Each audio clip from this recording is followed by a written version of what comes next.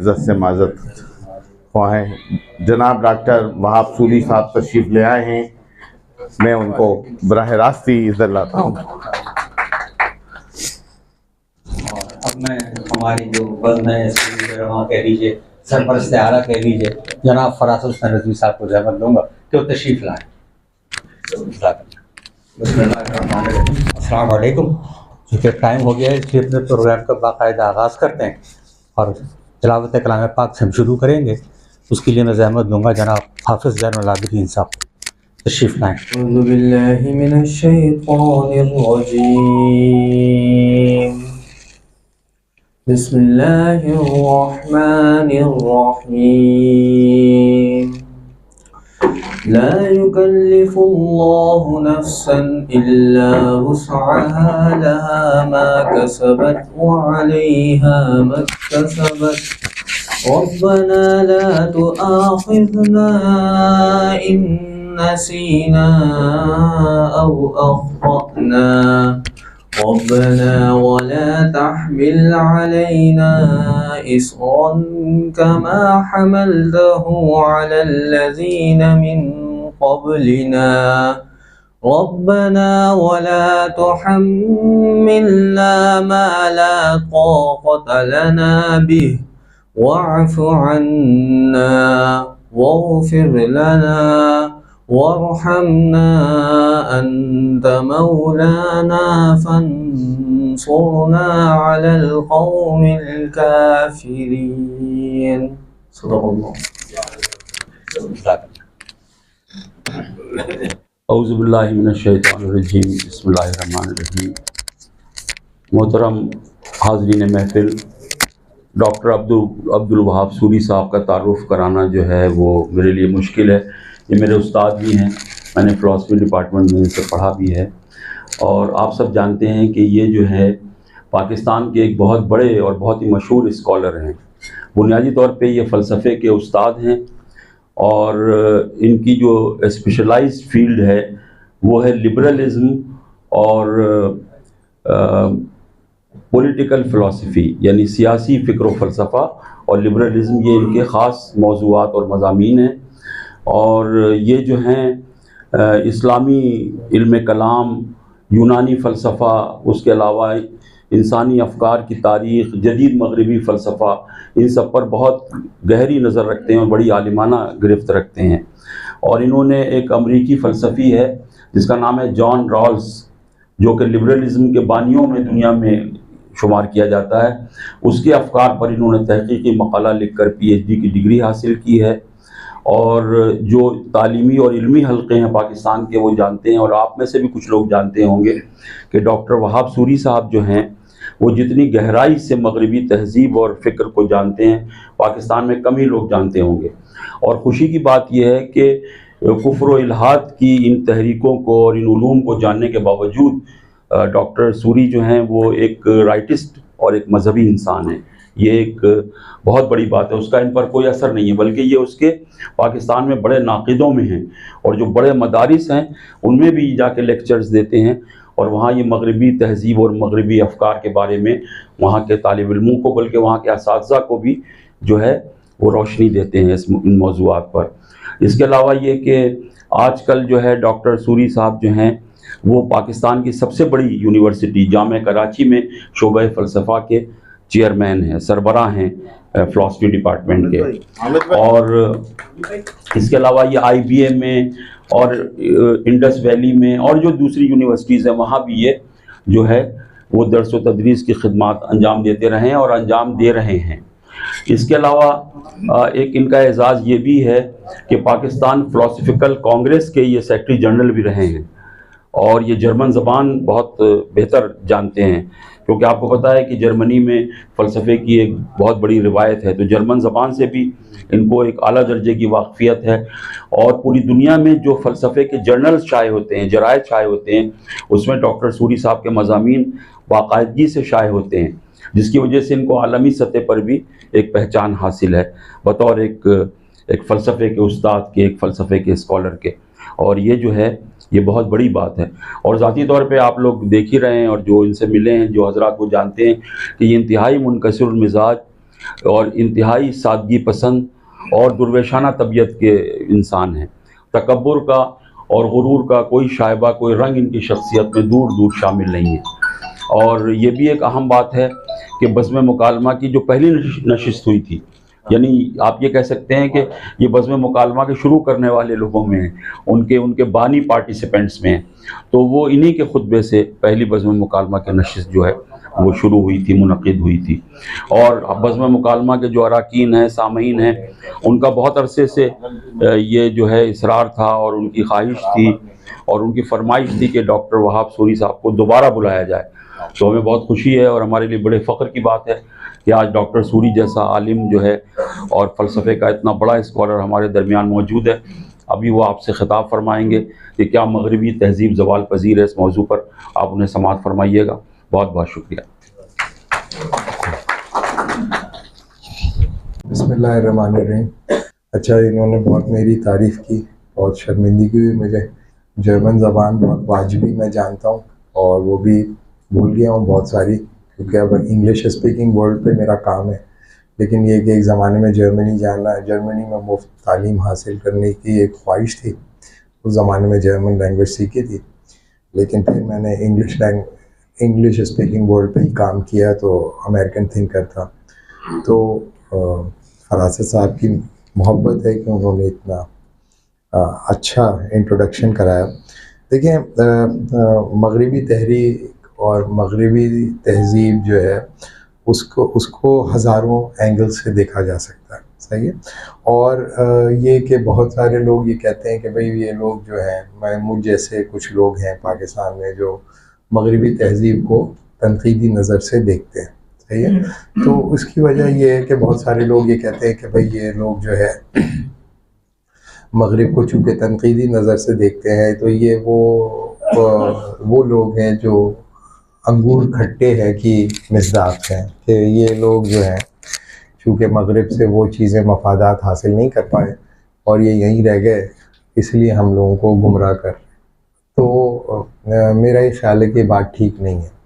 मसला ये है कि जब कोई तहज़ीब गालिब होती है और ताकतवर होती है, तो उसकी मद्दा सराई हर तरफ से हो रही होती है और उसकी जो इदारती सबबंदी होती है वो इतनी मजबूत होती है कि उसको कोई अपने डोमिनेट करने की या डोमिनेटेड वर्जन को एक्सप्रेस करने की ज़रूरत नहीं पड़ती, क्योंकि वो अज़हर मन शम्स होती है।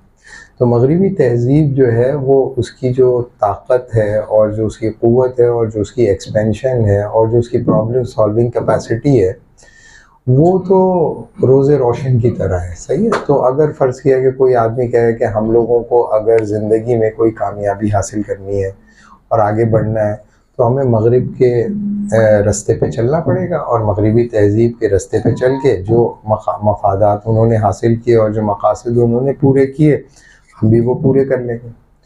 तो सारी दुनिया यही कर रही है, सही है। आपके सामने है कि चाइनीज़ सिविलाइजेशन जो 5000 साल की सिविलाइजेशन थी, उसने किस तरीक़े से तिब्बत में और बुद्धिस्टों को बिल्कुल तहत कर डाला और बिल्कुल ही वो एक डिफरेंट वर्जन है मॉडर्निटी का। अगर एक आदमी है, उसका नाम है जॉन ग्रे की किताब है फॉल्स डाउन के अंदर वो बताता है कि जो आलमी सरमायादारी है जिसका मगरिब सरखेल है, तो उसकी कोई एक शक्ल नहीं है, बल्कि उसकी मुख्तलिफ शक्लें हैं। तो अमरीकी सरमायादारी एक अलग शक्ल है, यूरोपी सरमायादारी एक अलग शक्ल है, लेकिन ये चाइनीज़ कोई अब अलग सिविलाइजेशन नहीं रही, वो भी उसी सिविलाइजेशन में जम हो गई है। अगर आप बकौल उसका तनकीदी मुहाकमा करें तो आप देखेंगे कि वो अपनी जो रिवायती जो उनकी साख्त थी और जो रिवायती उनकी स्पिरिचुअलिटी वगैरह थी, वो सारी की सारी माओ ज़ेतुंग के आने के बाद कॉम्प्रोमाइज़ हुई है। मतलब मिसाल के तौर पर मैं आपको अपनी बात करने से पहले आपको मगरिब का जो ज़ोर है और उसकी जो डोमिनेशन है उसका मैं हाल बताऊं कि चाइनीज़ ने अपने लोगों को पढ़ना नहीं छोड़ा, लेकिन माओ के आने के बाद पहले चाइनीज़ जो थे वो इस तरह पढ़ते थे, उनका जो स्क्रिप्ट होता था ना वो ऊपर से नीचे की तरफ होता था, ऊपर से नीचे की तरफ, सही है। तो वो जब पढ़ते थे अपना कॉन्फ्यूशियस को, इसको, तो उसको पढ़ने का तरीक़ा ऊपर से नीचे होता था। तो इसका मतलब ये होता था कि आप पढ़ भी रहे हो और कबूल भी कर रहे हो, यस यस यस। तो इसका मतलब ये होता था कि आप कबूल भी करोगे और इल्म भी हासिल करोगे, कबूलियत के साथ हासिल होने वाला इल्म, सही है। जब माओ ने आया तो उसने कहा कि ये नहीं कहा कि हम अपने लोगों को अब नहीं पढ़ेंगे, हम अपने लोगों को अब नहीं पढ़ेंगे। उसने पढ़ने का, स्क्रिप्ट लिखने का तरीक़ा ऐसे कर दिया। तो अब आप पढ़ भी रहे हो और आप कह रहे हो no no no no no. तो सर के हिलाने की जो डायनेमिक्स होती है ना, वो आपके शऊर पे भी असरअंदाज होती है, आपके लाशऊर पे भी असरअंदाज होती है, आपके तहजीब और तमद्दुन और अक़दार पे भी असरअंदाज होती है। तो मैं सिर्फ आपको ये पहली बात ये बताई कि कोई भी सिविलाइजेशन जब ताकतवर होती है तो उसको अब उसकी जो तरक्की और उसकी जो रोब और दबदबा होता है, उस वो बजाते खुद दलील फैसल होता है कि सब लोग इसको कबूल कर लें। जैसे आप लोगों को पता होगा कि जब अब्बासी कैलिफेट बड़ी पावरफुल हो गई, और तो ये बल्कि उमैयड्स के ज़माने में ही जब ये फ्रांस तक पहुंच गए मुसलमान, तो फ्रांसीसी जो नौजवान होते थे वो अरबों की तरह की दाढ़ी रखते थे, और तलवार भी उनकी जो होती थी वो कर्व में होती थी, क्योंकि उन्होंने ये जंगों के अंदर देख लिया था कि मुसलमानों की जो तलवार होती है चूँकि वो आर्क की तरह होती है और इनकी स्ट्रेट होती थी, तो वो टेंशन जब बनाती थी तो ब्रेक कर देती थी सीधी तलवार को। तो और वो हल्की होती थी तो थकता भी नहीं था उसका, और मनूवरिंग कैपेसिटी उसकी बहुत ज़्यादा थी। तो फ्रांसीसी लड़कों ने और जो नाइट्स थे वो उन्होंने मुसलमानों जैसी दाढ़ियाँ रखनी शुरू कर दी, मुसलमानों जैसे जुब्बे पहनने शुरू कर दिए। तो कुछ प्रीस्ट ने मुख्तलिफ यूरोपियन इलाक़ों से जमा हुए फ्रांस में और एहतजाजन अपने आप को आग लगा ली और ख़ुदसोज़ी करके मर गए, एहतजाजन कि तुम लोग क्यों मुसलमानों का रंगो रूप इख्तियार कर रहे हो। तो एक दलील होती है तहजीबी दलील, उसमें आपको अल्फाज की ज़रूरत नहीं होती, वो उसको देखकर लोग उसको कबूल करते चले जाते हैं। लिहाजा मगरिब भी जो है वो अब दलील फैसल की तरह खड़ा हुआ है।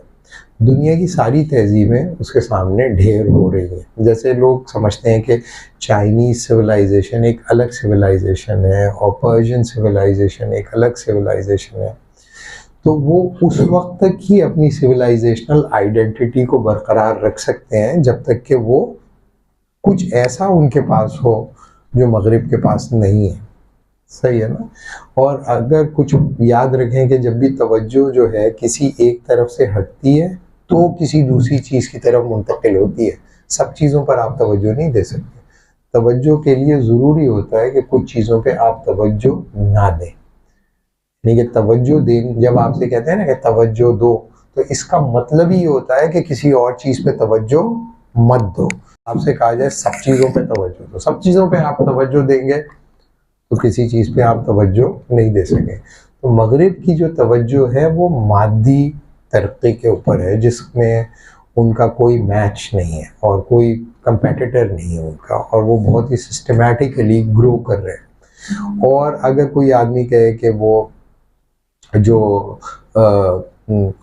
स्कैरसिटी का मसला था एक ज़माने में कि भाई लोगों को ग़िज़ा की ज़रूरत नहीं होती, ग़िज़ा की कमी होती थी, तो वो खेतों के ऊपर देख कर या हरे भरे इलाक़ों को देख के उन इलाक़ों पे हमला कर देते थे कि हमारे जानवरों को चारा मिलेगा। तो स्कैरसिटी का मसला जो है वो यूँ समझ लें कि 1920 के बाद ही उन्होंने स्कैरसिटी के मसले को हल कर लिया था और अबंडेंस में प्रोडक्शन शुरू कर दी थी। लेकिन अबंडेंस में प्रोडक्शन होने के बावजूद भी आपने देखा कि 1920 के बाद, यानी कि 50 साल के अंदर 9 करोड़ लोग मारे गए यूरोप के अंदर।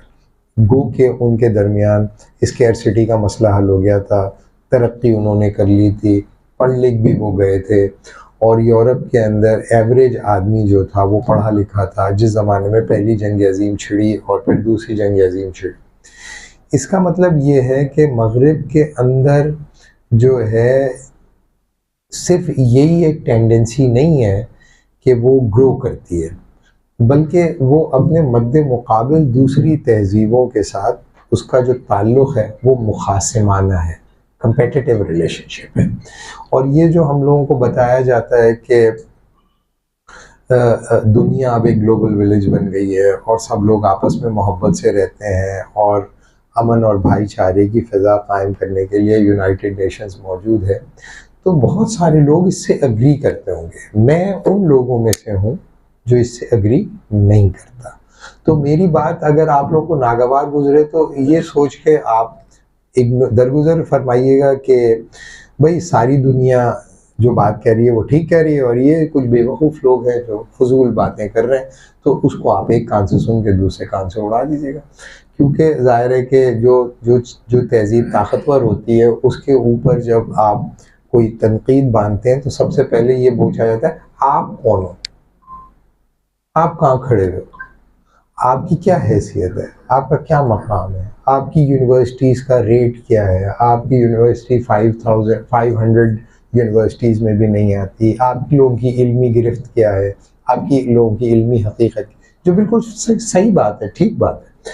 लेकिन आप ये याद रखें कि जब हज़रत इब्राहीम को आग में फेंका गया तो वो जो थे वो शैतान ने इतनी ज़बरदस्त आग लगाई थी कि उसने कहा कि भाई इसको तो करीब भी कोई जाएगा ना तो भूल जाएगा। तो एक चिड़िया उसमें पानी चोंच में लेके जाती थी, ऊपर से फेंकती थी, और शैतान ने कहा कि जो मैंने आग लगाई ना ये कतरों से नहीं बुझेगी।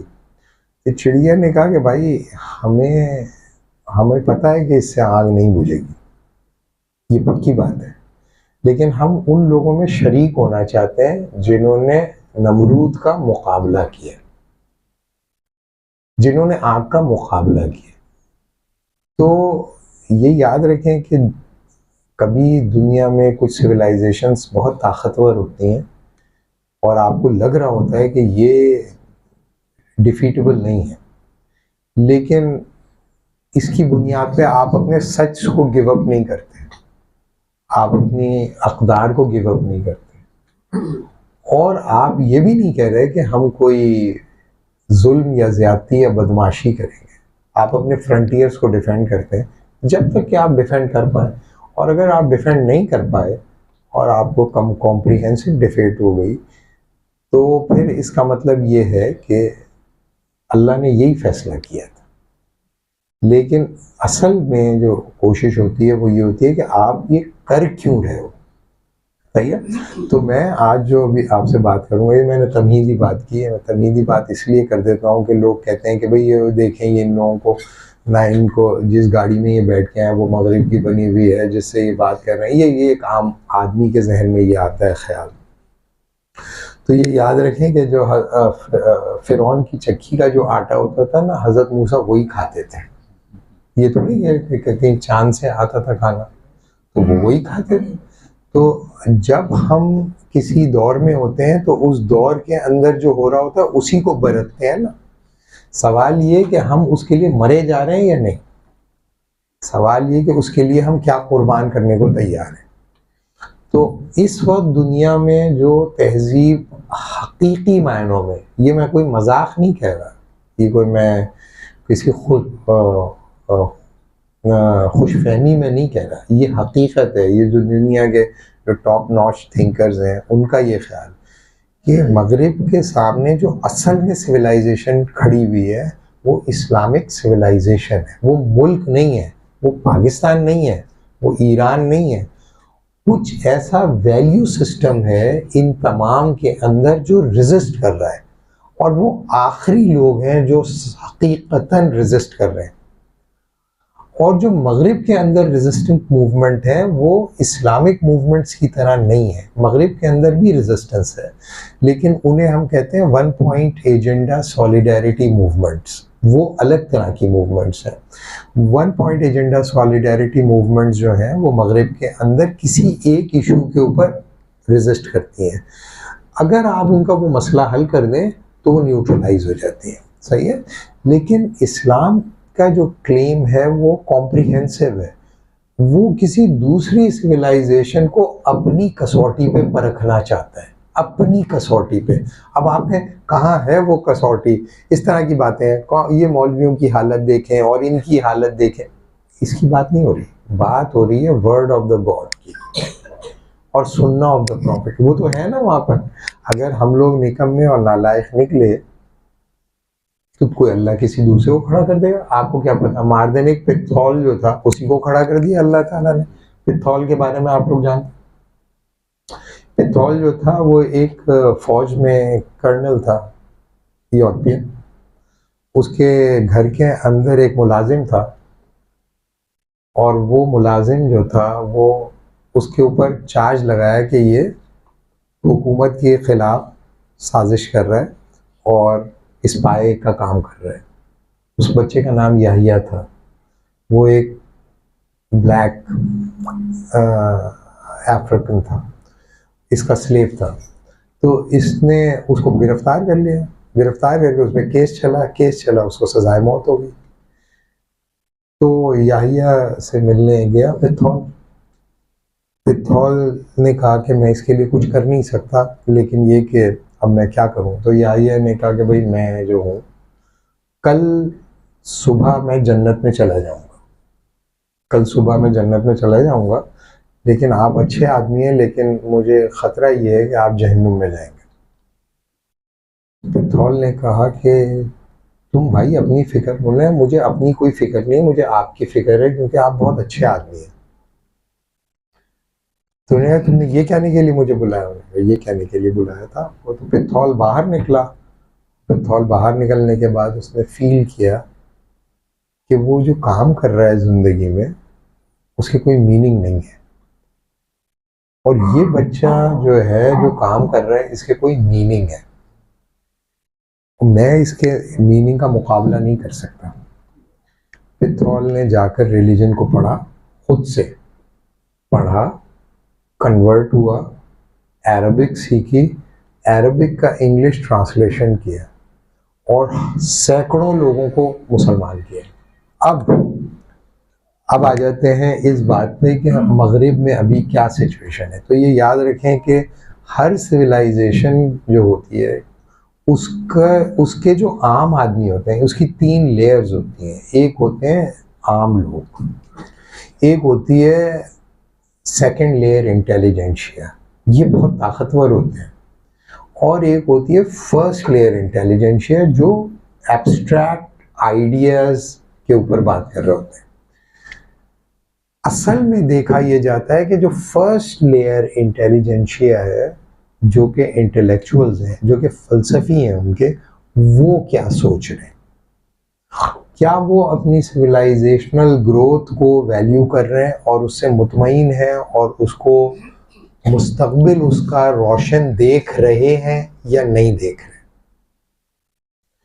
अगर तो वो देख रहे हैं और वो रोशन मुस्तकबिल की जो नवीद 16वीं सदी में और 17वीं सदी में मगरिबी मुफक्किरीन ने अपने लोगों के सामने पेश की थी, अगर वो उसी जो है कॉन्फिडेंस के साथ आज भी कर रहे हैं, तो हम ये कहेंगे कि मगरिबी सिविलाइजेशन अभी मज़ीद ताकतवर होगी।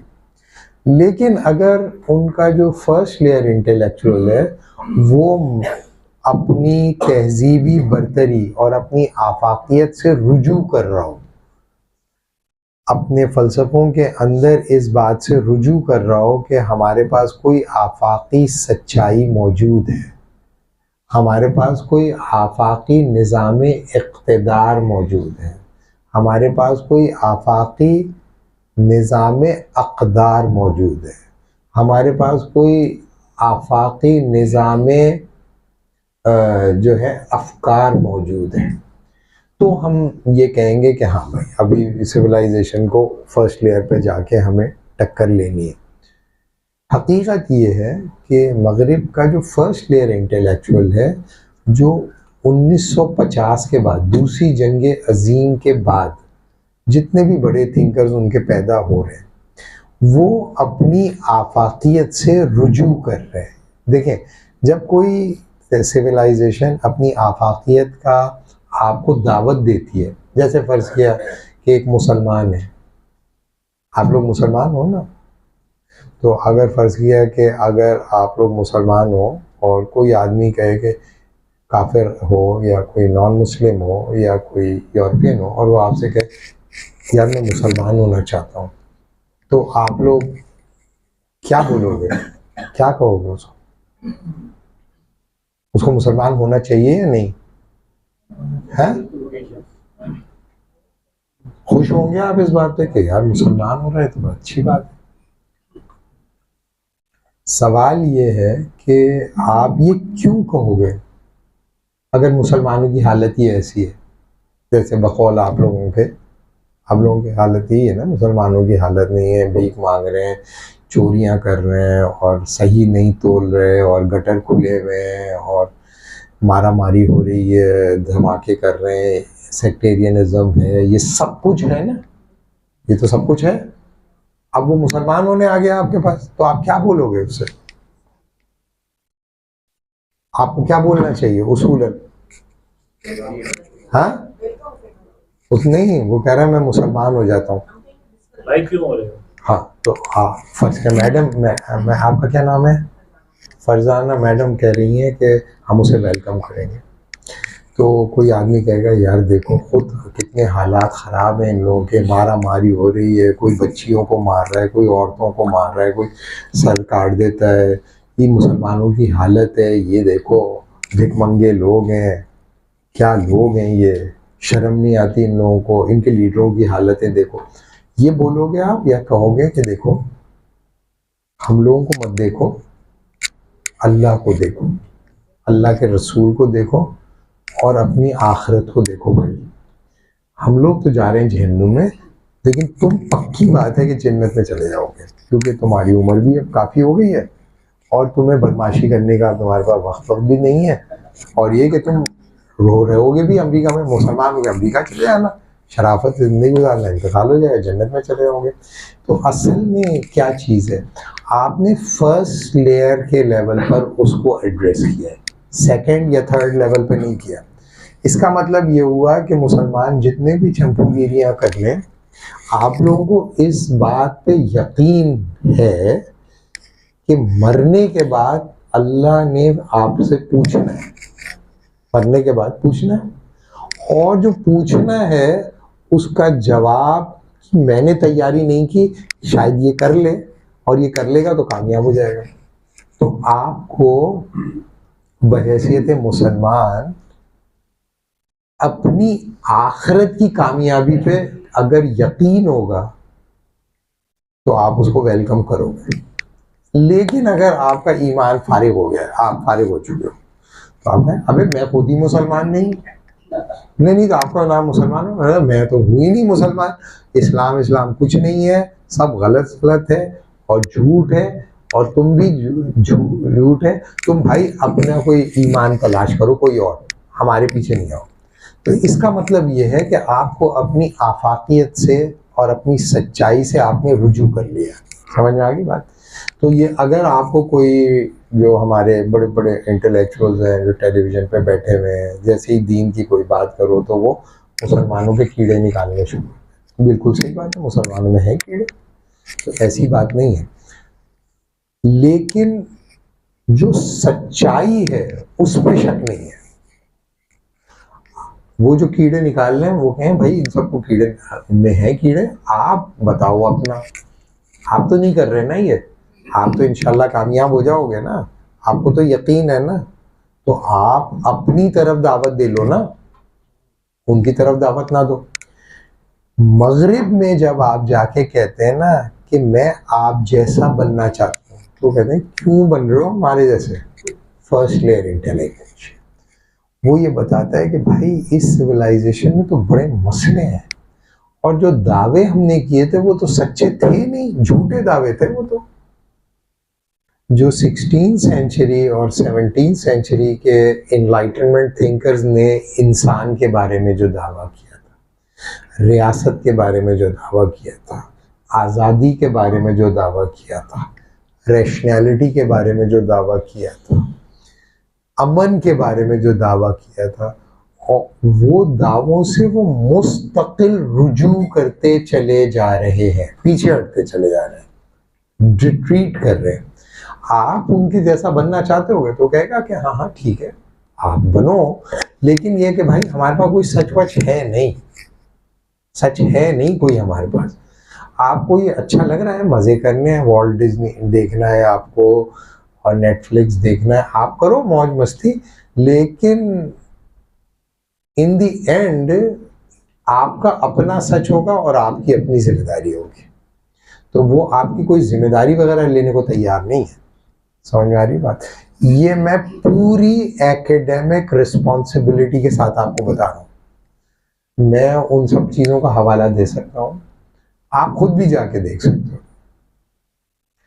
वो सिर्फ ये बताते हैं कि भाई हमारे पास जो सच था, जो हमारे बड़ों ने बताया था कि भाई जब इंसान रैशनल होगा ना, जब इंसान रैशनल हो जाएगा तो वो अमन भी आ जाएगा और आज़ादी भी आ जाएगी और एहतराम इंसानियत भी आ जाएगी। ये तीनों चीज़ें। और रैशनल क्यों नहीं हो पा रहा? रैशनल क्यों नहीं हो पा रहा? तो 17वीं सदी के थिंकर ने कहा कि इंसान रैशनल इसलिए नहीं हो पा रहा क्योंकि वो इमेच्योर है। एक बड़ा मशहूर जर्मन फलसफी था, ये रिकॉर्ड भी हो रहा है और ये दुनिया सुनेगी अगर इसको, तो वो तो उंगली उठा सकती है ना कि भाई ये क्या बातें कर रहा है। तो कांट का आर्टिकल है व्हाट इज एनलाइटनमेंट, वस इस्ट आउफ क्लेरो, what is enlightenment. What is enlightenment में कांट ने कहा कि अगर कोई इंसान जिंदगी के उस दायरे में जहाँ पे अक्ल उसकी रहनुमाई करने के लिए मौजूद है, किसी गैर इंसानी अथॉरिटी को वो सरेंडर करता है उस एरिया में, तो वो एक इमेच्योर इंसान है। इमेच्योर इंसान कौन होता है? जो किसी ऐसी अथॉरिटी जो कि गैर इंसानी अथॉरिटी हो, गैर इंसानी अथॉरिटी। अब गैर इंसानी अथॉरिटी कौन सी होती थी 17वीं सदी में? आपके ख्याल में कौन कौन होते थे? वो मजहब होता था। तो कहते हैं कि जहाँ पर आपका ताक़ुल आपकी रहनुमाई कर सकता है, वहाँ पर आप मावराए इंसान किसी हस्ती के आगे सरेंडर करना इमेच्योरिटी है। कांट ने कहा था कि जब इंसान अक्ल की बुनियाद पे फैसला करेगा तो वो कैसा होगा? वो रैशनल डिसीजन होगा, उसके नतीजे में अमन भी पैदा होगा, उसके नतीजे में आज़ादी भी पैदा होगी। और जैसे जैसे इंसानियत अपनी इदारती सबबंदियों में, अपनी समाजी सबबंदियों में, अपनी माशी सबबंदियों में ताक़ुल को बुनियाद बना के फैसला करेगी, वो आगे निकल जाएगी। दूसरी बात कांट ने कही थी कि कायनात में कोई निज़ाम मौजूद नहीं है, हम अपने जहन का स्ट्रक्चर इसके ऊपर मुसल्लत करते हैं, लिहाजा हकीकत वही है जब जो हम हकीकत को बना देना चाहते हैं। ये 17वीं सदी में उसका कॉन्फिडेंस था और उसे भरोसा था अपनी सच्चाई के ऊपर, और यकीन था कि जो हम इंसानियत के लिए ये दावत दे रहे हैं वो जर्मन्स के लिए नहीं है, वो फ्रेंच के लिए नहीं है, वो तमाम इंसानों के लिए। तो उस वक्त कांट के पास जो फ़लसफ़ा था, वो उसके पास आप जाके कहते हैं कि भाई हम इनलाइटनमेंट के साथ जुड़ना चाहते हैं, तो कांट कहता है कि भाई हाँ बिल्कुल तुम्हें जुड़ना चाहिए, और उसकी पहली शर्त क्या है तुम्हें? कि तमाम गैर इंसानी अथॉरिटी से अपना दामन छुड़ा लो, दामन छुड़ा लो और आगे आ जाओ। तो जब दामन आप लोगों ने अगर फ़र्ज़ किया छुड़ा लिया और उसके साथ चल पड़े, तो वादा तो इसके नतीजे में था आफाकी अमन, आफाकी तरक्की और आफाकी आज़ादी। लेकिन आपने देखा कि 19वीं सदी के आखिर तक पूरा यूरोप पूरी दुनिया के ऊपर टूट पड़ा। यानी कि 19वीं सदी में हालत ये थी कि यूरोप की हर फैमिली का एक मेंबर दुनिया के किसी न किसी खित्ते में लूट मार में मसरूफ़ था, किसी न किसी खित्ते में लूट मार में मसरूफ़ था। तो जो आज यूरोप आप लोगों को डोमिनेट कर रहा है उसकी बुनियादी वजह ये है कि पूरी दुनिया की जो वेल्थ थी कॉन्सेंट्रेट होकर कॉलोनाइजर्स के पास यूरोप में कॉन्सेंट्रेट हो गई। और उसके बाद उन्होंने जो आज़ादी और तरक्की का सफ़र था उसके ऊपर उनका ईमान मुतज़लज़ल होना शुरू हुआ। ये मैं आम आदमी की सतह पे बात नहीं कर रहा, सेकंड लेयर की बात नहीं कर रहा, फर्स्ट लेयर इंटेलिजेंशिया की बात कर रहा हूँ, जो उनके इंटेलेक्चुअल्स थे। और उन्होंने ये कहा कि ये जो हमारा ख्याल था कि अक़ल की बुनियाद पर सारे मसाइल हम हल कर लेंगे, इसकी तो इब्तिदा कांट ने खुद ही कर दी थी कि अक़ल कुछ काम कर सकती है और कुछ काम नहीं कर सकती। और उसने ये बताया था कि अक़ल 3 काम नहीं कर सकती, 3 काम नहीं कर सकती, रैशनल साइकोलॉजी, रैशनल कॉस्मोलॉजी और रैशनल थियोलॉजी। अक़ल की बुनियाद पे ये नहीं बताया जा सकता कि कायनात में हकीकतों की हकीकी तरतीब क्या है, इसे वो कहता है रैशनल कॉस्मोलॉजी। वो कहता है अक़ल की बुनियाद पे ये भी नहीं बताया जा सकता कि इंसान फ़ी नफ्से ही क्या है, इंसानी नफ्स कैसा है, फ़ी नफ्से ही वो कैसा है। और अक़ल की बुनियाद पे ये भी नहीं बताया जा सकता कि खुदा क्या है, अल्लाह ताला क्या है। तो वो कहता है इन चीज़ों को आप छोड़ दें इंसान के ऊपर पर्सनल। जिन चीज़ों को आप समझ सकते हैं वो दुनिया है जो फिनोमिनल वर्ल्ड है। तो जाहिर है कि उन्होंने फिनोमिनल वर्ल्ड में तरक्की की और आज उसका इम्पैक्ट आप देख सकते हैं। लेकिन बुनियादी तौर पर जैसे जैसे मगरबी फ़िक्र आगे बढ़ी, लोगों का भरोसा अक़ल के ऊपर और लोगों का भरोसा अक़ल के पीस को मेंटेन करने पर कम होना शुरू हुआ। दूसरी जंग अजीम में जो लोग मारे गए वो सारे के सारे मॉडर्निज़म का, जिसे हम जदीदियत कहते हैं, उसके खूगर थे। वो सब मॉडर्निटी की बुनियाद पर ही आगे बढ़ रहे थे। और जो 18वीं सदी के जो उनके फ़िलासफ़र्स थे, उन्होंने जो ख्वाब देखा था उस ख्वाब को उन्होंने 19वीं सदी के अंदर पूरा करने के बावजूद 20वीं सदी में 9 करोड़ लोग मार डाले। सही है। इस जो सेकेंड वर्ल्ड वॉर के बाद लोगों का जो फ़लसफ़े की दुनिया में, आम आदमी की बात नहीं हो रही, फ़लसफ़े की दुनिया में लोगों का ये ख़्याल पैदा हुआ कि जदीदियत जो है वो तमाम मसाइल का हल नहीं है। लिहाजा वहाँ पर पस जदीदियत पैदा हुई, जिसे हम पोस्ट मॉडर्निज़म कहते हैं या पोस्ट स्ट्रक्चरलिज़म कहते हैं या डीकंस्ट्रक्शनिज़म कहते हैं। और उन्होंने ये बताया कि भाई ये जो जदीदियत है वो, उसने ये जो दावा किया था कि हमारे पास आफाकी सच्चाइयाँ हैं और आफाकी मसाइल के आफाकी हल हैं, आफाकी मसाइल के आफाकी हल है, ये हमारा दावा ठीक नहीं था, ये हमारा दावा ठीक नहीं था। और हम भी हकीकत के बारे में अपनी एक राय रखते हैं, और अगर कोई दूसरी तहजीब के लोग कोई राय रखते हैं तो वो भी उतनी ही अहम हो सकती है और उतनी ही सच हो सकती है जितनी कि हमारी राय। ये फर्स्ट लेयर इंटेलिजेंशिया कहते हैं। सेकेंड लेयर इंटेलिजेंशिया इसको कबूल नहीं करती, लेकिन फर्स्ट लेयर इंटेलिजेंशिया ने अपनी बात ये रख दी कि जदीदियत के नतीजे में जो हमने दावा किया था कि इंसानियत के तमाम मसाइल को हम हल कर लेंगे, हकीकतन वो वसाइल और वो मसाइल हम हल नहीं कर सकते, बल्कि कुछ गैर जदीदी रवैये, कुछ गैर जदीदी तसव्वुरात, कुछ गैर जदीदी जो है अफकार और अक़दार भी ज़रूरी हैं इस कायनात को समझने और समझाने के लिए। लेकिन उसके लिए सबसे बुनियादी शर्त ये है कि गैर जदीदी या गैर मगरबी दुनिया के लोग अपनी बात करें तो अपनी कोई अलग बात अगर उनके पास है, कोई उनका अपना सच है, तो वो पेश तो करें, वो बयान तो करें।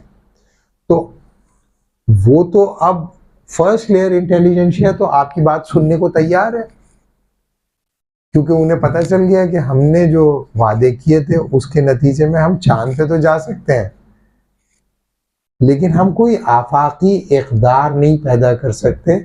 और जो जिसे हम तहजीब कहते हैं, उसके जो इंडिकेटर्स हैं वो एक के बाद एक ख़त्म होते चले जा रहे हैं। मिसाल के तौर पे दुनिया की कोई भी सिविलाइजेशन को जांचने के 3 जो है ऐसे पैमाने हैं जो दुनिया की हर सिविलाइजेशन के अंदर पाए गए, लेकिन मौजूदा मगरिबी तहजीब के अंदर वो कंटेस्ट हो रहे हैं। पहला जो इंडिकेटर था कि दुनिया की हर सिविलाइजेशन के अंदर, ये मैं नहीं कह रहा हूँ, एक बड़ा मशहूर आदमी है फिलॉसफी ऑफ हिस्ट्री का, उसका नाम है गैम्बटिस्ता वीको ये कहता है कि दुनिया की हर सिविलाइजेशन को जब आप जाके देखेंगे तो उसके अंदर एक काम हो रहा होगा, और वो ये हो रहा होगा कि वो लोग मरने के बाद अपने बंदे को दफनाते हैं या उसका फ्यूनरल करते हैं। तो दुनिया की कभी भी कोई ऐसी सिविलाइजेशन नहीं रही जिसमें फ्यूनरल ना हो, यानी कि इंसान मर जाए, इंसान को उठा के ऐसे ही बाहर फेंक दे। जैसे हम लोग कचरा फेंक दिया, फिर किसी के नाना मर गए तो उन्होंने खिड़की खोली और रोड पे फेंक दिया, उनके ऊपर गाड़ियाँ चढ़ के साफ हो गया। जिस तरह बिल्ली मर जाती है उस पर चढ़ाते रहते हैं ना गाड़ी, आदमी पे चढ़ा दे, हाईवे पे फेंक दे। तो ऐसा नहीं है। अगर आपने उसको परिंदों को भी खिलाना है तो एक तरीक़ाकार होगा, एक फ्यूनरल होगा, उसमें जाएंगे और फिर उसको अपने से अलग करेंगे। इसे कहते हैं फ्यूनरल। दुनिया की हर सिविलाइजेशन में होता है। दुनिया की हर सिविलाइजेशन के अंदर मैरिज होती थी, शादी, यानी कि legal publicly acknowledge sexual relationship. यानी कि मैरिज के अंदर आप सबके सामने ये बताते हैं कि ये मेरा बेटा है, ये मेरी बेटी है, ये अब इनकी शादी हो रही है, अब इनको एक्नॉलेज करो एज हस्बैंड एंड वाइफ, और अब ये अपनी फैमिली के जिम्मेदार हैं। सही है।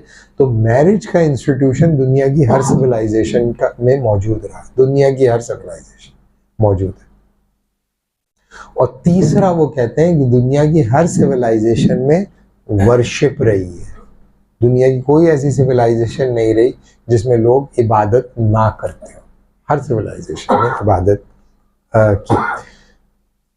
मगरिब के अंदर ये इंडिकेटर्स तब्दील हो रहे हैं सिस्टमैटिकली। मिसाल के तौर पे मैरिज को ले लेते हैं। मगरिब के अंदर सबसे कम लम्हों के लिए शादी होती है और सबसे कम शादियां होती हैं। सबसे कम देर रहती हैं, सबसे जल्दी टूटती हैं और सबसे कम शादियां होती हैं। क्यों?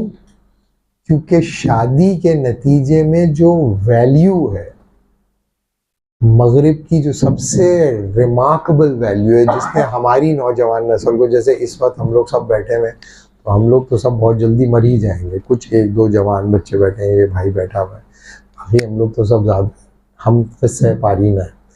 तो जवान लोग हैं जो यहाँ मौजूद नहीं हैं, असल में वो हिट हो रहे हैं जिस तसव्वुर से, वो मगरिब का तसव्वुर आज़ादी है, फ्रीडम। और फ्रीडम की राह में सबसे बड़ी रुकावट है मैरिज। क्योंकि जब आप मैरिज शादी में आ जाते हो तो एक इंसान मुस्तकिल दूसरे के ऊपर मुसल्लत हो जाता है और वो ज़्यादा देर तक एक दूसरे को बर्दाश्त कर नहीं सकते अगर उनके पास उस रिश्ते को बरकरार रखने के लिए आज़ादी से ऊंची कोई वैल्यू ना हो। आज़ादी से ऊंची, अगर आज़ादी को आपने वैल्यू बना के मैरिज को चलाया, वो कभी नहीं चलेगी। जैसे मगरिब के सामने आपके एग्जाम्पल है।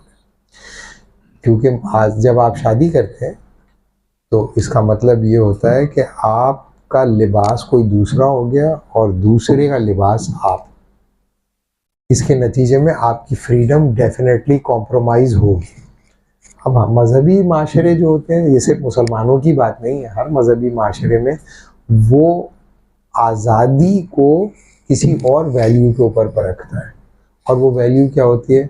लेट्स सपोज वो आखिरत हो सकती है, हो सकता है वो कुर्बानी हो सकती है, हो सकता है कि वो इनकिसार हो सकता है, बहुत सारी वैल्यूज़ हो सकती है। लेकिन अगर आपने कहा कि नहीं, बेहतरीन रिश्ता इज़्दिवाज वो होता है जो आज़ादी के साथ चले। आप में से कोई है ऐसा जो इस रिश्ते के साथ ज़िंदगी को गुजार सके, शादीशुदा ज़िंदगी को? है? लेकिन अभी जो बच्चे जो अभी मौजूद नहीं है यहाँ पर, वो जो एक दूसरे को मैसेज भेज रहे हैं वो ये है, I am what I am and you are what you are, but we still share our life together. इसका मतलब ये है कि मैं जैसा हूँ मैं वैसा रहूँगा, आप जैसे हो वो वैसे रहो, हम अपनी लाइफ को शेयर करेंगे विदाउट कॉम्प्रोमाइजिंग आवर ऑटोनॉमी। यानी कि आप मेरी आज़ादी में मुदाखलत नहीं करोगे। और वो आज़ादी कहाँ होगी? वो आज़ादी मोबाइल की स्पेस होगी, वो इंस्टाग्राम की स्पेस होगी, वो ट्विटर अकाउंट की स्पेस होगी, वो फेसबुक की स्पेस होगी, वो उनका पर्सनल अकाउंट होगा, उनका लैपटॉप का पासवर्ड होगा। तो अगर आप अपनी ज़िंदगी पे नज़र डालें तो आप लोग तो पता नहीं, मुझे नहीं लगता कि कर पाएंगे क्योंकि पुराने लोग हैं ज़्यादातर यहाँ पे, लेकिन जो नए लोग हैं उनकी औलादों के पासवर्ड माँ बाप को नहीं पता, उनके लैपटॉप के पासवर्ड माँ बाप को नहीं पता, उनके Facebook account, Twitter account, Instagram account के नहीं पता। आप मुसलमान लोग हो, फैमिली है आपकी, लेकिन आपने ये वैल्यू कबूल कर ली। जब आपने ऐसी तरबियत कर दी और एक बीवी आके उसके फेसबुक अकाउंट में घुसेगी, उसके लैपटॉप में घुसेगी, तो बर्दाश्त करेगा? वो बर्दाश्त नहीं करेगा, वो कहेगा भाई चलो छुट्टी करो।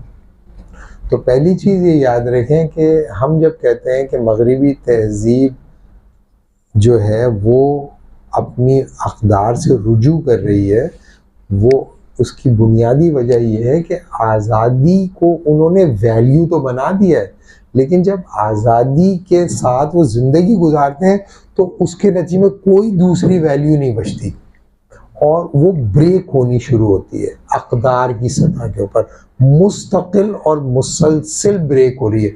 वो उसे बचाने की कोशिश भी कर रहे हैं। ऐसा नहीं है कि उन्हें ये बात नहीं पता कि मैरिज रहे, फैमिली रहे और वहाँ के बड़े लोग चाहते हैं कि ये रहे, लेकिन जो कदर है, जो आज़ादी का उसूल है, उसके साथ फैमिली नहीं चल सकती। दूसरी चीज़ ये कि जब आपने कहा कि मैरिज ना, तो मैरिज आप पर बहुत सारी पाबंदियां भी लगाती है कि आप किससे शादी करोगे और किससे शादी नहीं करोगे। हाँ, किससे आप शादी करोगे और किससे शादी नहीं करोगे। तो 1990s के अंदर एक प्रोग्राम आता था जेरी स्प्रिंगल शो, किसी ने देखा वो? जेरी स्प्रिंगल शो आप लोगों ने किसी ने देखा? हाँ, आपने देखा? आपने भी देखा? कुछ हम जैसे इस तरह के गंदी चीज़ें देखने वाले लोग, हम लोगों ने देखा, आप लोगों ने नहीं देखा तो अच्छा ही किया नहीं देखा, लेकिन वो कोई अच्छा शो नहीं होता था, छुप के देखना पड़ता, छुप के देखना पड़ता था। उसके अंदर होता ये था कि स्टेज के ऊपर एक आदमी आ जाता था, वो इंट्रोड्यूस कराता था अपने ही अमरीकी माशरे से कुछ कैरेक्टर्स को, और वो कहता था कि हमने अपनी आज़ादी से ये फ़ैसला किया है। फिर उसके ऊपर डिबेट होती है, इस तरह पब्लिक बैठी होती थी, अमेरिकन सिटीजन बैठे होते थे। उसमें करते ये थे कि जो ख़ानदान के जो उसूल हैं और जो रिश्ते हैं उसको चैलेंज करते थे आज़ादी के लिए। मिसाल के तौर पे ख़ानदान के कुछ उसूल हैं। ख़ानदान का एक उसूल ये है कि आप अपनी माँ से शादी नहीं करोगे। सही बात है, गलत बात है? आप अपनी बहन से शादी नहीं करोगे। तो आज़ादी के उसूल की बुनियाद पे आप ये मना कर सकते हैं किसी को? उसूल आज़ादी की बुनियाद पे कि राइट ऑफ सेल्फ डिटर्मिनेशन का मतलब ये होता है कि राइट ऑफ एसोसिएशन है आपके पास। अगर राइट ऑफ एसोसिएशन आपके पास है तो आप जिसके साथ जो रिश्ता बनाना चाहे बना सकते हैं और जिसके साथ रिश्ता तोड़ना चाहे तोड़ सकते हैं। तो एक आदमी क्या, मैं अपनी माँ से शादी करूँगा, तो आप उसको अपनी माँ से शादी करने से किस उसूल की बुनियाद पर रोकोगे? मुसलमान कहेगा हराम है भाई, हिंदू कहेगा हराम है भाई, यहूदी कहेगा हराम है भाई, ईसाई कहेगा हराम है भाई। तो ये जो किसी चीज़ की हुर्मत आ रही है तो उसके लिए वो दलील कहाँ से ला रहा है?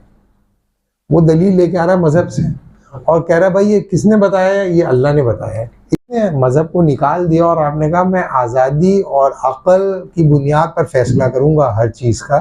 तो अब आप अक़ल की बुनियाद पर बताओ ना। आप अक़ल की बुनियाद पर बताते हो कि इंसान अच्छी शादीशुदा ज़िंदगी के लिए ज़रूरी है कि ज़हनी हम आहंगी हो, एक ही नस्ल से ताल्लुक़ रखते हो, एक दूसरे के मिजाज को समझते हो। तो सारी शराइत तो पूरी उतर रही है ना उसकी माँ या बहन। तो वो क्या करता था, जेरी स्प्रिंगर शो में एक औरत आ जाती थी, कहती थी मैं ये मेरा बेटा, मैंने इससे शादी कर ली। सब लोग उसको गालियाँ बकते थे बुरा, और वो मुकाबला करती रहती थी। अब ऐसा हो रहा है, सही है, वो स्क्रिप्टेड रियलिटी शो था, स्क्रिप्टेड था। अब हकीकत में ऐसा हो गया। इसका मतलब ये हुआ कि तमद्दुन की जो बुनियाद होती है वो रिश्ते होते हैं, फैमिली होती है, वो डिसइंटीग्रेट हो रही है। दूसरी बात ये कि अमेरिकन कॉन्स्टिट्यूशन में 2013 तक अमेरिकन कॉन्स्टिट्यूशन के मुताबिक मैरिज का मतलब था a legal sexual relationship between a man and a woman, a man a woman.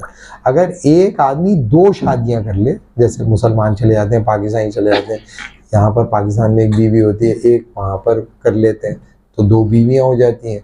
तो अमेरिकन कॉन्स्टिट्यूशन के हिसाब से दो बीवियाँ नहीं रख सकते आप, a man and a woman. तो दूसरी जो बीवी है वो आपकी बीवी नहीं हो सकती। हाँ, दूसरी, इस पर मैं आऊँगा अभी, आके आपको फिर बताऊँगा पाकिस्तानी क्या कर रहे हैं हरकतें। लेकिन अब उन्होंने क्या किया, 2013 के बाद a legal sexual relationship between two human beings. तो इसका मतलब ये हुआ कि दो आदमी भी शादी कर सकते हैं, दो औरतें भी शादी कर सकती हैं, दो आदमी और दो औरतें शादी कर सकती हैं। तो अब दोनों आदमी अगर शादी करने में बच्चा कैसे होगा? तो जैसे मैंने आपको बताया कि देखिए साइंस और टेक्नोलॉजी में तो वो ग्रो कर रहे हैं, क्योंकि वहाँ पर तो मटेरियल प्रोसेसेस हैं, फोर्सेस हैं, केमिकल्स हैं, एजेंट्स हैं, रीज़न है, आप कुछ भी कर लो। सैरोगेसी आ गई, आपने कहा वूम आप किराए पे ले लो, स्पर्म ले लो, रिएक्ट करा दो, बच्चा आपका होगा। तो जो दो आदमी शादी कर रहे हैं अब अमेरिका के अंदर, वो बच्चा पैदा करवा लेते हैं, वो उन्हीं का बच्चा होता है, उन्हीं का बच्चा होता है। फिर वो बच्चे को ले आते हैं और उनमें से बच्चे को बताते हैं कि मैं आपकी माँ हूँ और ये आपके पापा हैं। दोनों आदमी, दो मुस्टंडे बच्चे से ये कह रहे हैं कि मैं आपकी माँ हूँ और ये आपका बाप है, और मगरिब कह रहा है कि आप इसको कबूल करो और आप अपने मुल्क में भी करो, नहीं तो हम मार लगाएंगे आपको डंडे। और आप कह रहे हो कि नहीं, आप मगरिब की क्रिटिक नहीं करो। क्यों नहीं करो भाई क्रिटिक? आप अपने मुल्क में ट्रांसजेंडर बिल पास करो। आपका प्रॉब्लम है ये कि कोई आदमी जो महसूस करे, यानी कि मैं अभी घर जाते हुए महसूस करूं मैं औरत हो गई, तो मैं औरत हो गई। पाकिस्तान का कानून कह रहा है हाँ आप हो गई औरत। मर्दों में जाके मैं महसूस करूं कि मैं आदमी बन गया, और औरतों में जाके मैं महसूस करूं औरतों और घुस जाऊं औरतों के बीच में। तो बताने का मतलब ये है कि वो जो बच्चा जब बड़ा होगा, जब जिसमें एक आदमी उसको कह रहा है कि मैं तुम्हारी माँ हूँ और एक आदमी कह रहा है मैं पापा हूँ, तो उसके नतीजे में फैमिली का वो तस्वुर और वो तहजीब रहेगी जो जिसे आप तहजीब कहते हो। वो क्या होगा फिर? जापान में मैं एक फेलोशिप पे था, तो वहाँ पर बल्कि मेरे पास वो तस्वीर भी है जो उसमें मैं भी पेपर पढ़ रहा हूँ और मेरे साथ एक बच्चा पेपर पढ़ रहा है।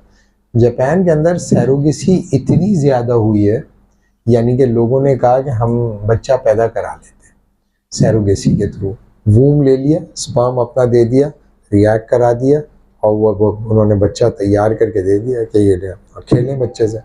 तो थोड़ी देर बच्चे से खेले वेले बोर हो गए, फिर उनका औलाद थोड़ी है वो, तो उन्होंने उसको डिसोन कर दिया।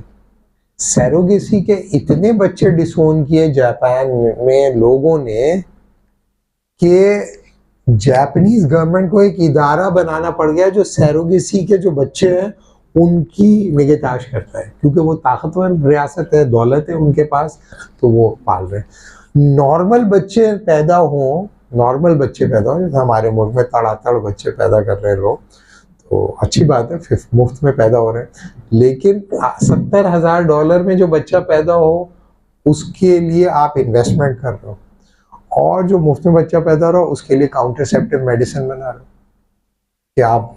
तो ये उसूल क्या है? उसूल है आज़ादी का। मेरी आज़ादी से बच्चा पैदा हो और मेरी आज़ादी से बच्चा पैदा ना हो। तो मैं आपको एक माइक्रोलॉजिकल लेवल पे बता रहा हूँ कि आज़ादी को जब आप उसूल बनाते हैं तो फैमिली अपनी मर्जी की बनाते हैं, फिर आप बाप अपनी मर्जी का बनाते हैं, आप माँ अपनी मर्जी की बताते हैं आप, और जब चाहे रिश्ता ब्रेक भी कर सकते हैं, कोई मसला भी नहीं है। तो जिस सिविलाइजेशन का हम मुकाबला करने चाह रहे हैं वो आपको सिर्फ गाड़ियाँ और ये गैजेट्स नहीं दे रही, वो आपको अक़दार भी दे रही है। देखें, तहजीब से जब आप चीज़ें लेते हैं ना तो वो पैकेज नहीं होता, वो पूरा का पूरा ऑर्गेनिक होल होता है, वो एक टोटलिटी होती है, वो एक कुल्लियत होती है। ये नहीं हो सकता कि आप ये कहो कि भाई मैं ये ले लूँगा और ये मैं अपना चलाऊँगा, ऐसा नहीं होता। जो ताकतवर तहजीब होती है ना, वो अपनी बिजनेस एक्टिविटी की बुनियाद पे नहीं खड़ी होती, वो अपनी अक़दार पे खड़ी होती है। आप अगर उसकी अक़दार को माइनस करोगे तो आप उस लेवल की कंपटीशन में पार्टिसिपेट नहीं कर पाओगे। उसकी वजह यह है कि आपकी जो अक़दार होंगी वो आपकी तरक्की की राह में रुकावट बनती है। मिसाल के तौर पे आपने कहा कि जी मैं जो है वो सैरोगेसी में रिसर्च करना चाहता हूँ, तो सैरोगेसी में रिसर्च उसी वक्त होगी ना जब सैरोगेटरी मदर्स अवेलेबल होंगी, तब होगा ना वो रिसर्च। अगर आप नहीं, ये तो होना ही नहीं चाहिए, तो फिर उसमें कैसे रिसर्च होगी?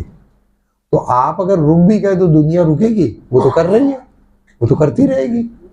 तो बताने का मतलब ये है कि आपने जब उन अक़दार को कबूल नहीं करना और उनकी अशिया या उनकी टेक्नोलॉजी आपने लेनी है, तो वो टेक्नोलॉजी जो आप बोरो करोगे वो सुपरफिशियल होगी और वो ज़्यादा देर नहीं चलेगी। जैसे चाइना आपके सामने है, चाइना के अंदर हालत ये है, चाइना में ख़ानदानी निज़ाम बड़ा मजबूत है, वो अपने माँ बाप को, बच्चों को, सबको लेके रखते हैं अभी तक।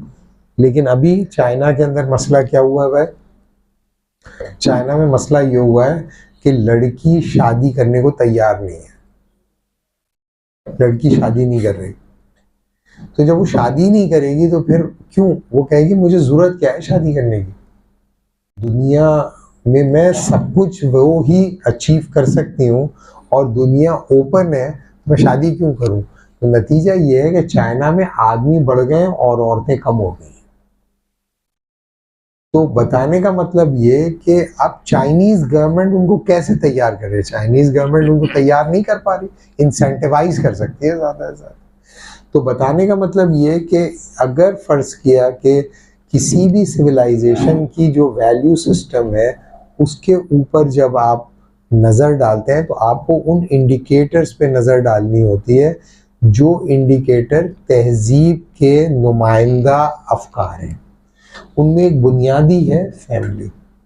पाकिस्तान के अंदर जो आखिरी जो सिस्टम बचा हुआ है ना, वो फैमिली सिस्टम बचा हुआ है और कुछ नहीं बचा हुआ। पाकिस्तान में रियासत के डर से लोग बदमाशी नहीं करते, रोड से रुकते, वो माँ और बाप से डर के रुकते हैं, वो बहन और भाई के डर से रुकते हैं, वो अल्लाह से डर के रुक जाते हैं। ये दो सिस्टम अगर कोलैप्स करते हैं ना पाकिस्तान में, तो पाकिस्तान की स्टेट को बहुत पैसा खर्च करना पड़ेगा लोगों को काबू कर। अभी तो माँ ही काबू कर लेती है, बाप ही काबू कर लेता है। तो कंटेम्प्रेरी वर्ल्ड में जो वेस्टर्न डिस्कोर्स है, उस वेस्टर्न डिस्कोर्स की जो फिलोसॉफिकल डायमेंशन है वो ये है कि हमारे पास जो आफाकी तसव्वुरात थे वो हमें ठीक लगते हैं, हमें ठीक लगते हैं, आपको ठीक लगते हैं तो आप कर लो, लेकिन क्या ये हकीकी सच्चाइयाँ हैं? तो ऐसा कोई नहीं कह रहा, इवन आज़ादी के ऊपर भी वो कोई नहीं कह रहा। और अभी जिन चीज़ों पे उन्होंने कहा था कि भाई हम आज़ादी को बुनियादी कदर मानते हैं और आज़ादी के लिए हम जद्दोजहद करेंगे, जैसे कि आपने देखा कि जब उन्होंने यूक्रेन पे हमला हुआ तो उन्होंने कहा इंसान इजहार राय की आज़ादी पे हमला हो गया, टेरिटोरियल बाउंड्रीज़ का एहतराम नहीं किया गया वगैरह वगैरह। तो सारा यूरोप जो था उसको कंडेम कर रहा था रशिया। लेकिन अभी आपके सामने ये कि गज़ा के अंदर और लेबनान के अंदर जब कुछ हो रहा है तो लोग कह रहे हैं भाई ये भी तो वही कर रहे हैं, बोले ये वो कर रहे हैं, तो बोले नहीं ये अलग चीज़ है और वो अलग चीज़ है। तो इसका मतलब ये है कि लोगों के सामने तो ये वाज़े हो रहा है कि उनका आज़ादी के तसव्वुर कितना खोखला है और उनका अदल का तसव्वुर कितना खोखला है। सवाल ये है कि मुसलमानों ने क्या करना है। मुसलमान जिस तरह मगरिबी तहज़ीब को देख रहे हैं, वो मगरिब की जो ग्रोथ है और जो प्रोडक्शन है और जो उसकी अय्याशियाँ हैं और जो उसके लेविश लाइफ स्टाइल है उसको देख रहे हैं। लेकिन जो फ़लसफ़े की ज़िम्मेदारी है या फ़लसफ़े पढ़े हुए लोगों की ज़िम्मेदारी है, उनकी ज़िम्मेदारी ये है कि जो अपर लेयर है क्या अभी तक अपने उन मफादात के साथ जुड़ी हुई है या नहीं जुड़ी हुई। तो हकीकत ये है कि वो उनके साथ जुड़ नहीं पा रहे और वो डिसइंटीग्रेट कर रहे हैं। और उनकी डिसइंटीग्रेशन का, जैसे रिचर्ड रॉटी कहता है कि आज फ़लसफ़ियों की हालत ये है, मगरिब की बात आ रहा है, कि वो हाथ के हाथ रखकर स्पेक्टेटर की हैसियत से तमाशा देख रहे हैं और जो सारे काम कर रहे हैं वो सेकेंड लेयर इंटेलिजेंस है। उनको कुछ नहीं पता होता, उनको नहीं पता होता कि ये हम क्या कर रहे हैं। तो वो एक ब्रूट इकोनॉमिक्स और ब्रूट पॉलिटिक्स और ब्रूट पावर पॉलिटिक्स कर रहे हैं जो हम अपनी आँखों से देख रहे हैं। तो मेरा जो कंसर्न है वो ये है कि हमें अपनी जो नौजवान नस्ल है उसे ये बताना पड़ेगा, उसे ये कम्युनिकेट करना पड़ेगा कि देखो तहज़ीब जो होती है वो अपने आफाकी तसव्वुरात के ऊपर खड़ी होती है और वो आफाकी तसव्वुरात के पीछे फ़लसफ़ा है या अल्लाह ताला है या जो है कोई मावराए इंसानी क़ुव्वत है, इसका फ़ैसला आपने करना है। फ़लसफ़े जो आफाकी तहज़ीब दी थी उससे वो रुजू कर रही है। अगर आप ये समझते हैं कि आप अपनी तहज़ीब को इस्तेवार करना चाहते हैं किसी ख़ास किस्म की कौमियत के नाम पर, किसी ख़ास किस्म की एथनिसिटी के नाम पर, किसी ख़ास किस्म की जियोग्राफी के नाम पर, तो मगरिब के तजर्बे से ये बिल्कुल वाज़ेह है कि ये आफाकी नहीं होती, क्योंकि जियोग्राफीज़ चेंज होती रहती हैं, एथनिसिटी चेंज होती रहती हैं, इसी तरीके से नेशनैलिटीज़ भी चेंज होती रहती हैं। आपको पता ही है कि लोग इस मुल्क के शहरी होते हैं, फिर उस मुल्क के शहरी हो जाते हैं, फिर उस मुल्क के शहरी हो जाते हैं। कैमला हैरिस की आपने देख ही लिया कि डोनाल्ड ट्रंप ने उसकी कैसी यानी कि खिंचाई की है कि भाई इसका तो पता ही नहीं चल रहा कि ये अफ्रीकन है या इंडियन है या अमेरिकन है या क्या, आपके कहने से क्या होता है। तो इसमें एक ख़ास किस्म, असल में जो तहज़ीब की जो बुनियाद होती है वो एक ही है। अब ये मैं अपनी बात कर रहा हूँ, एक ही तहज़ीब है दुनिया के अंदर और वो तहज़ीब है जो अल्लाह और उसके रसूल से आ रही है। इसके अलावा कोई दूसरी तहज़ीब नहीं, दूसरे इसके मुकाबले पे खड़ी होती है और वो कभी उसको डिफीट करती हैं और वो दोबारा से खड़ा होता है और फिर डिफीट होता है और फिर दोबारा से खड़ा होता है। चाहे वो नेबेटियंस हों, चाहे वो बेबीलोनियंस हों, चाहे वो पर्शियंस हों, चाहे वो सुमेरियंस हों, चाहे वो इनकाज हों, चाहे वो रोमन्स हों, चाहे वो चाइनीज़ हों, दुनिया की हर सिविलाइजेशन को परखने का पैमाना सिर्फ एक ही है कि क्या वो अल्लाह और उसके रसूल के रास्ते पे है या नहीं। अब आप बोल रहे होंगे भाई ये वहाबसूरी, मैंने नहीं कहा, ये इमाम इब्न खुल्दून ने कहा। इब्न खुल्दून ने कहा कि देखो तारीख़ी अमल को जांचने का पैमाने दो हो सकते हैं। एक वो पैमाना जो आप अखज़ कर लो, तो सवाल ये है कि तारीख़ी अमल को जांचने का जो पैमाना आप अखज़ करोगे वो कहाँ से अखज़ करोगे? इसी दुनिया से अखज़ करोगे ना। तो इस दुनिया से अखज़ करदा पैमाना इसी दुनिया का चूँकि है, इसलिए वो ये नहीं बता सकेगा कि दुनिया सही डायरेक्शन में जा रही है या गलत डायरेक्शन में जा रही है। वो कहता है कि दुनिया को जांचने का पैमाना हॉरिजॉन्टल नहीं होता, वर्टिकल होता है, ऊपर से। तो वो ये कहता है कि आपने आपकी तारीख, आप किस सिमत जा रहे हो। जिस तरह हज़रत मौलाना आतिफ असलम ने फरमाया था, हम किस गली जा रहे हैं, हम किस गली जा रहे हैं, अपना कोई ठिकाना नहीं। सुना है आपने? हज़रत क्या फरमा रहे थे? हज़रत ये फरमा रहे हैं कि हम लोग किस सिमत जा रहे हैं पता नहीं चल रहा, सही सिमत जा रहे हैं, गलत सिमत जा रहे हैं।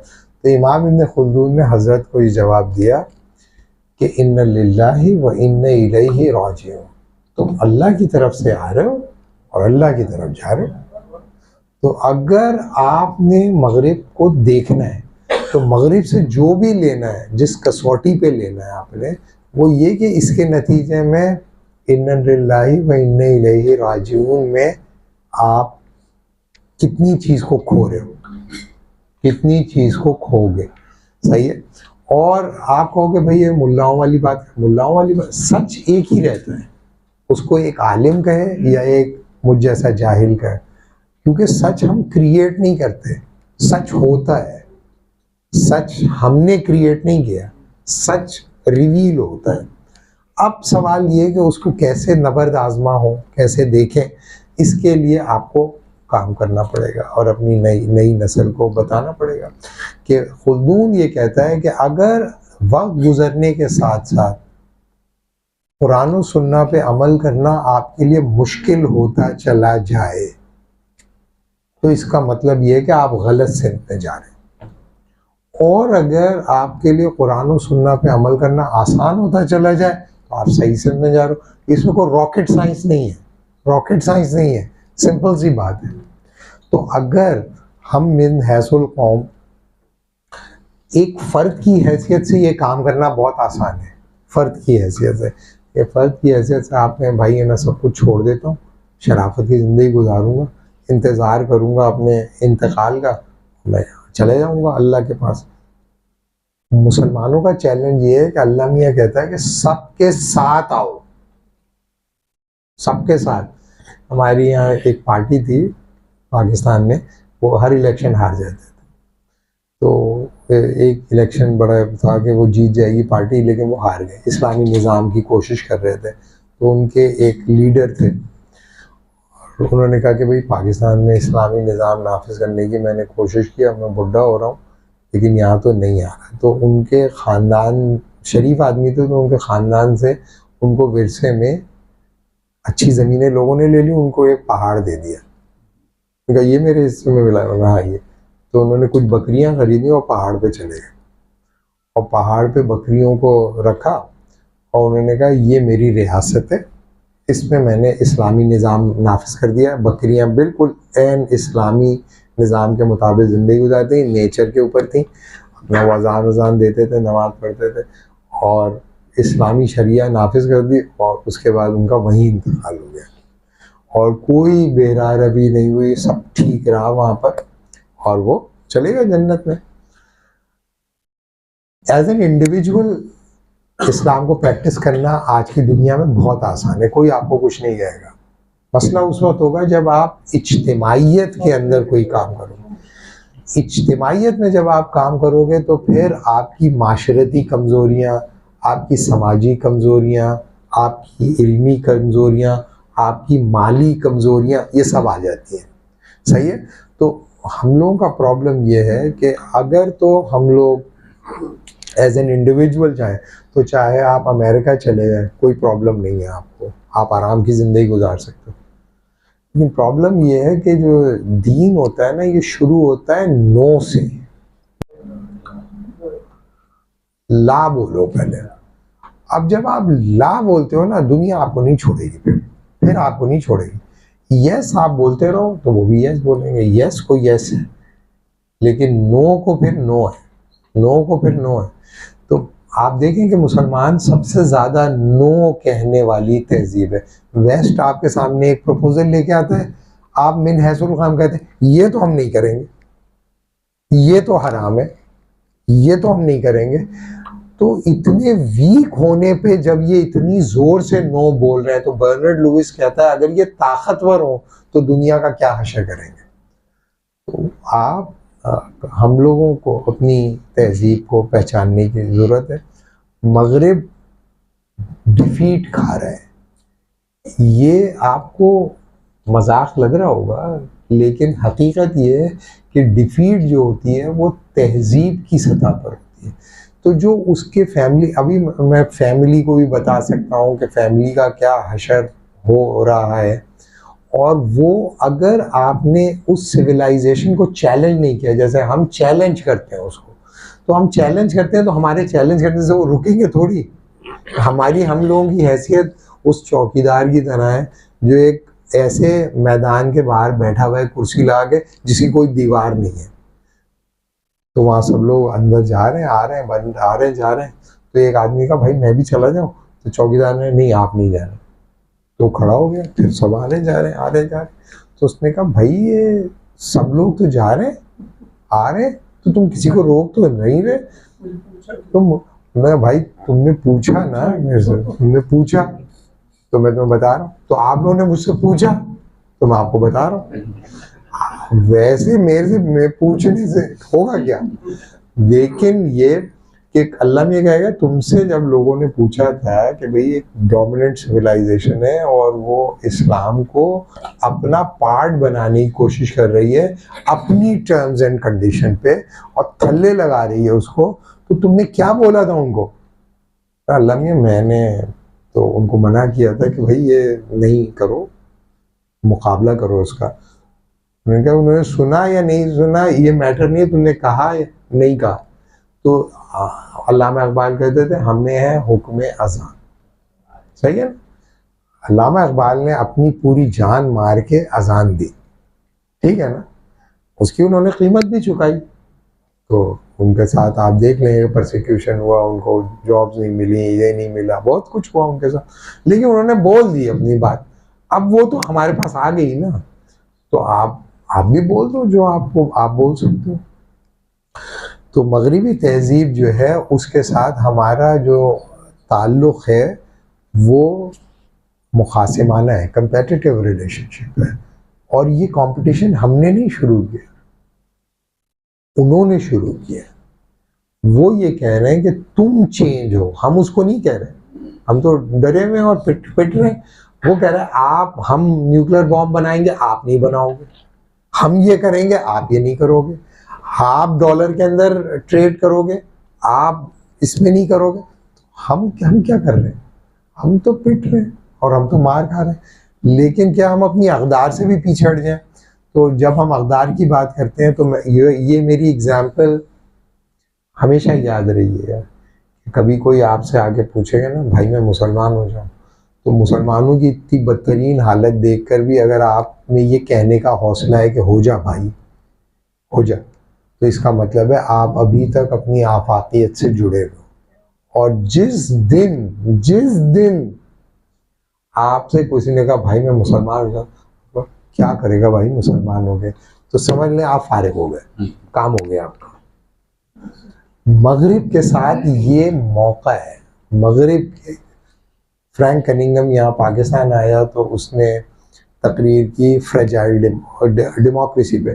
तो जहाँ भी जा रहा है सब जो है कह रहे हैं हम लोग भी जमहूरियत चाहते हैं, हम लोग भी तरक्की चाहते हैं, हम लोग भी ये चाहते हैं, हम लोग भी वो चल रही है। तो फ़िलासफ़ी डिपार्टमेंट आया तो फ़िलासफ़ी डिपार्टमेंट आके उसने कहा कि भाई मैं जो हूँ आप लोगों की बात सुनने आया था, आप तो हमारी बात किए जा रहे हो, ऐसा लग रहा है हम लोग मिस्टर परफेक्ट है।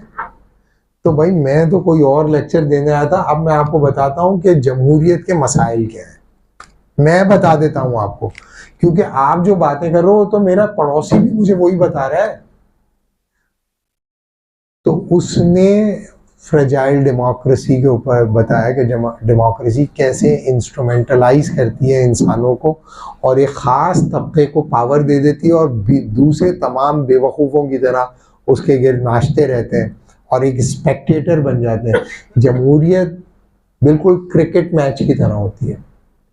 खिलाड़ी जो है वो 22 खेल रहे होते हैं, 2 अंपायर होते हैं, बाकी लोग को पेप्सी चिप्स खा रहे हैं और बिला वजह खुश हो रहे हैं, ना उनको पैसे मिल रहे हैं, कुछ नहीं मिल रहा उनको, और वो साले मैच भी फिक्स कर रहे हैं, वो आपस में लड़ भी रहे हैं। वो कह रहा है तू पठान है, मैं तू पंजाबी है, मैं तुझे आउट करवाऊंगा, मैं तुझे रन आउट कराऊंगा। आप देख रहे हो, बस सब देख रहे हो आप। ये उसने कब दिया था लेक्चर? ये उसने दिया था 98 में। 98 में आप अपने आंखों से सब कुछ देख रहे हो। तो आप जो है इतनी गट्स नहीं है कि कोई इस्लाम की बुनियाद पे कोई पॉलिटिकल सिस्टम निकालो। ज़्यादा क्या होगा, उसमें भी मिस्टेक्स ही होंगी ना।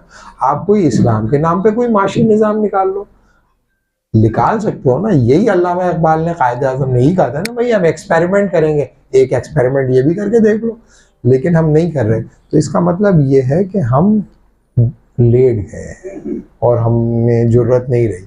लेकिन ये याद रखें कि अल्लाह उतना ही ताकतवर है जितना वो पहले दिन था। तो अगर आप नहीं करोगे तो कोई दूसरा करेगा, किसी और को। बोल के अल्लाह की आयत भी है, अगर आप नहीं खड़े होगे तो हम किसी दूसरे को खड़ा कर देंगे, ऐसी कोई मसला थोड़ी है। लेकिन हमें बहुत गोल्डन मौका मिला। पाकिस्तान एक बेहतरीन जगह थी, अल्लाह ने बेहतरीन हमें मौसम दिए, ज़हीन लोग दिए, ताकतवर लोग दिए। यहाँ पे हम बहुत तजर्बे कर सकते थे।